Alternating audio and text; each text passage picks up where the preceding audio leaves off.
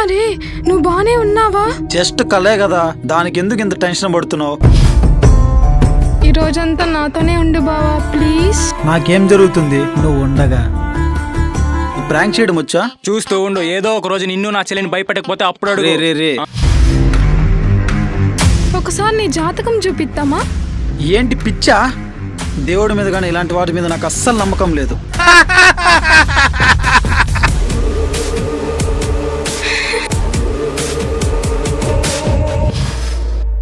నా నోటి నుండి అది ఎప్పుడు పలకదు, పలకను కూడా. గుర్తుపెట్టుకో. ఓం నమః శివాయ.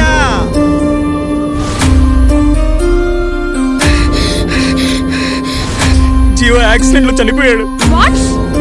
సుమా హలో. రే యదవా, ప్రాంక్ బాగానే చేస్తున్నావు కానీ నేను ఒప్పుకుంటాను నీకు ప్రాంక్ వచ్చి.